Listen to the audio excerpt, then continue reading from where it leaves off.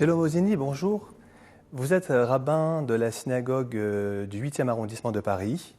Et j'ai le plaisir aujourd'hui de vous recevoir pour parler d'un vêtement rituel qui accompagne le juif tout au long de sa vie, tous les jours de sa vie d'ailleurs, on va en parler, mais on peut même dire depuis sa naissance jusqu'à sa mort.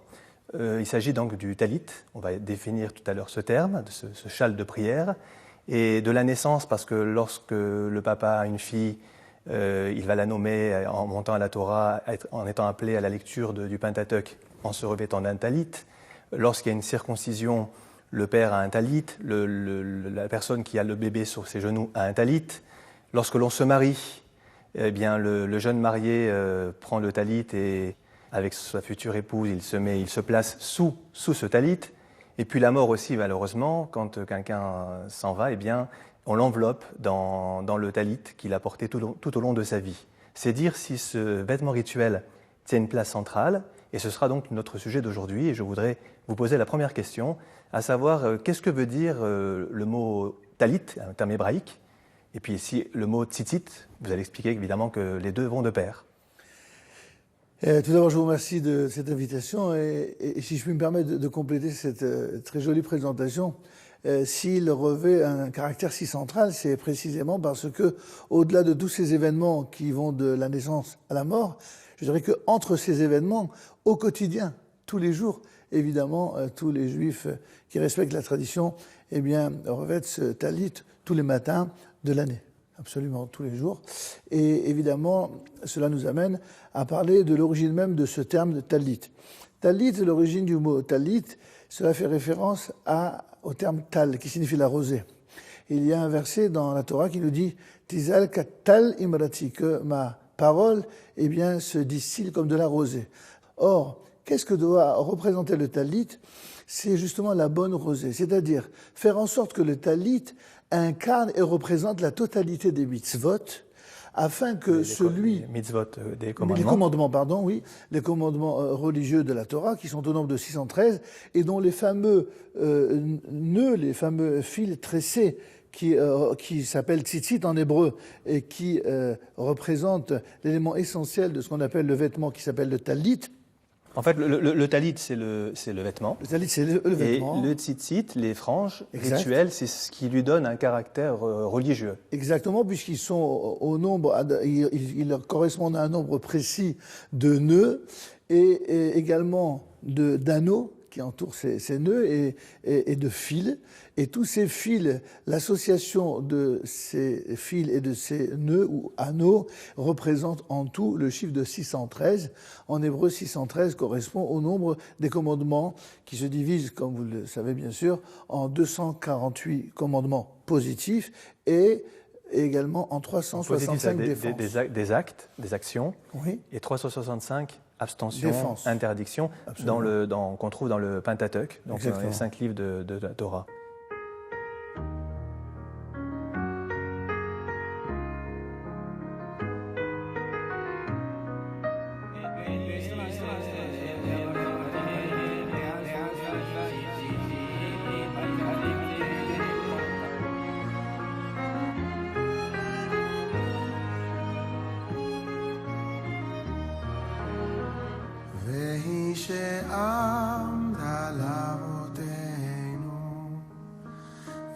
שעמדה לאבותינו ולנו, שלא אחד בלבד עמד עלינו לכלותנו, עמד עלינו לכלותנו. ברוך אתה אדוני אלוהינו מלך העולם, אשר קידשנו במצוותיו וציוונו להתפתח ולנו, שלא אחד בלבד עומד עלינו לכלותנו, עומד עלינו לכלותנו. והקדוש ברוך הוא מצילנו, מצילנו מידם, והקדוש ברוך הוא יצילנו, יצילנו מידם.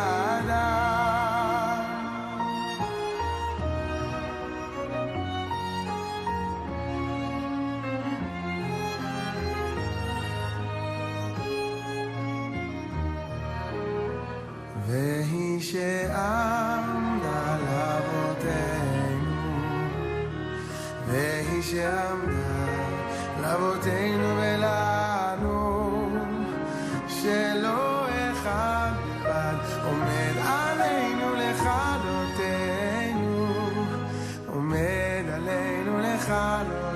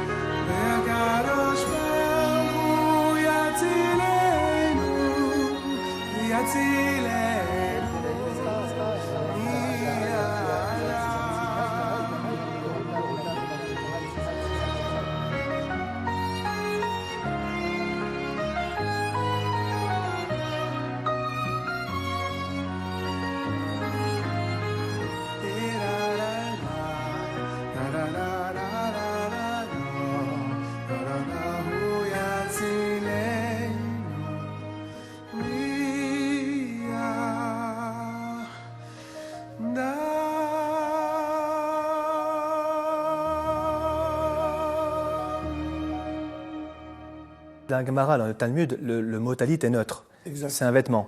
Absolument. Et c'est le terme tzitzit que vous allez expliquer qui lui confère un caractère Tout simplement religieux. parce que dans la Torah, il n'apparaît pas en tant que tel le mot talit, mais le mot tzitzit. Ve'ayalachem le tzitzit uritem oto, dit le verset, c'est-à-dire il y aura une obligation de porter justement un tzitzit, ou plus précisément, il y a deux mitzvot distinctes, une qui correspondrait à ce qu'on appelle aujourd'hui le talit gadol, ce fameux grand talit que toutes les personnes juives, eh bien, en général, portent quotidiennement lors de la prière du matin, c'est ce qu'on appelle le talit gadol. Et il y a le talit katan, ou tzitzit katan, je crois qu'on Donc, a... talit gadol, c'est le grand vêtement. C'est ça, oui. C'est ce que l'on voit ici, qui est très grand. On se couvre avec, on le revêt. On le fera et tout à puis, ça se porte évidemment en général à la synagogue, dans la journée. C'est la prière du matin, mais ça peut être on a toute la journée pour le mettre. Disons que ceux qui respectent les lois du Shulchan Aruch, le code des lois juives, en général, veillent à le faire en son temps, c'est-à-dire idéalement le matin. Tout simplement parce que le matin, eh bien, on commence d'abord par rendre hommage au Créateur qui nous a redonné la vie, et après s'occuper de toutes les obligations d'ordre matériel. Donc ça, c'est talit gadol. Et le talit katan, donc en traduction, le petit vêtement. Donc talit gadol, grand vêtement. Talit katan, petit vêtement. Alors là, il ne ressemble pas tout à fait, c'est pas la même chose. Puisque parce que c'est un celui-ci vêtement qui se porte sous. à l'intérieur. C'est ça. Les personnes qui nous regardent ont certainement vu des enfants, parfois dans la rue, ou même des adultes d'ailleurs. Les gens voient des fils qui sortent de la chemise. C'est ça. Il s'agit d'être entouré par ces fils qui symbolisent les mitzvot. C'est une manière de protéger, et surtout qu'en voyant les fameux tzitzit, eh bien, uschartem et kol mitzvot. Il s'agit de se souvenir de tous les commandements.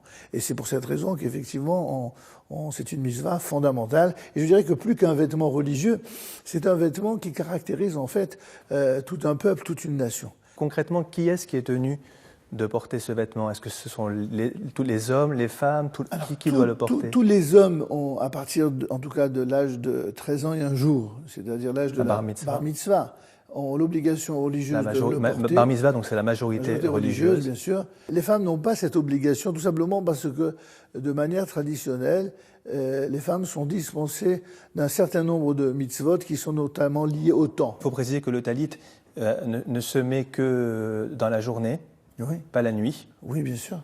Donc du coup, il est effectivement lié à un temps précis, ce qui fait que les femmes sont exemptées. Par contre, vous dites 13 ans pour les enfants, mais il est vrai, on en a ici un exemplaire, que souvent on habitue dès le plus jeune âge, 3 ans, à mettre un petit talit. Parce qu'avant l'obligation religieuse, il y a la préparation à l'obligation. Pour qu'un enfant devienne un adulte, il faut d'abord le préparer à être un futur adulte. Et pour être un bon futur adulte, il faut déjà être un bon enfant. Ça, c'est l'obligation des parents que d'éduquer leurs enfants. Et entre autres obligations pour un père, dans le domaine de l'éducation, c'est de veiller à habituer son enfant à mettre, encore une fois, ce fameux talit katan. Pour nous, le vêtement, d'ailleurs, pas que pour nous, dans toutes les nations du monde, d'une certaine manière, si on se spécialisait dans l'origine des habits populaires, eh bien, on verrait que dans le choix des habits ou des usages liées à une tenue vestimentaire, il y a quelque chose qui définit la psychologie ou la spiritualité profonde et ce qui doit définir au sein du peuple d'Israël, et c'est peut-être la différence, c'est que nous, c'est pas nous qui l'avons choisi. L'origine, vous m'avez posé la question tout à l'heure, quelle est l'origine? L'origine, c'est la Torah elle-même. Donc Dieu, d'après notre tradition, qui vient nous dire que c'est cela qui permet au peuple d'Israël, eh bien, d'assumer ce fameux rôle de distinction. Et c'est aussi peut-être pour se prévenir non plus de ce que malheureusement le peuple juif a souvent vécu dans son histoire, un signe distinctif qui soit négatif, mais au contraire un signe de distinction qui soit là pour l'exemplarité. C'est vrai que tout dans le Talit renvoie à Dieu, en fait. C'est-à-dire qu'on a les quatre coins, les sages nous disent que ça rappelle Dieu qui a créé le monde avec les 4 points cardinaux. Absolument. Vous pouvez nous dire un mot sur le fil bleu-azur, parce qu'aujourd'hui on ne connaît plus ça, il a disparu. Mais à l'époque, tous les fils sont blancs, Oui. mais on mettait ce qu'on appelle dans le texte biblique pétil techelet, Oui. c'est-à-dire un fil qui était bleu-azur. Oui. Et ce fil bleu-azur qui rappelle les cieux, donc Dieu à nouveau, était confectionné d'une certaine manière. Il était confectionné de cette manière, en effet, il était trempé dans un liquide tout à fait insolite, puisqu'il provenait une sorte de poisson, d'animal marin. Il y a une grande controverse pour savoir de quelle manière il faut interpréter l'origine. Enfin, en hébreu, ça s'appelle un chilazon. C'est, nous dit Rashi, un poisson qui apparaissait dans les fonds marins tous les 70 ans. Et qui aujourd'hui, évidemment, on en a perdu la trace, et qui réapparaîtra certainement lorsque Dieu l'aura décidé. Il y a un deuxième bénéfice, si je peux dire, du talit, c'est de ne pas velotatoru achare levaprem ve'achare nechem. Je traduis, de ne pas se laisser détourner par ce que nos yeux voient et ce à quoi notre cœur nous porte. Donc on voit qu'en fait, un des objectifs du talit aussi, c'est des tzitzit, c'est en fait de faire attention à ce que l'on voit. Dès que les yeux portent, n'est-ce pas, leur regard est fixe sur quelque chose, Halev Homed, le cœur désire. Le cœur désire souvent ce qu'il a vu, bien plus que ce qu'il a pensé. Et Kelemaasé, c'est-à-dire et tous les organes et tous les sens de l'individu sont d'une certaine manière en ébullition et terminent le travail. Donc si on voit un tzitzit, alors on est tenté d'accomplir l'ensemble des mitzvot de la Torah, c'est en tout cas ce que nous promet la Torah. Et ça nous permet effectivement, associé à une autre attitude qui consiste à détourner son regard, lorsque le regard est de nature à porter son cœur sur autre chose que la sainteté, alors effectivement, en accomplissant la mitzvah avec ferveur, on est garanti d'éviter, en tout cas le plus possible, de tomber entre les mains de la faute. Rabbi Zenni, merci beaucoup pour vos éclaircissements qui nous permettent de comprendre pourquoi ce vêtement rituel occupe une place si importante dans notre tradition. Merci.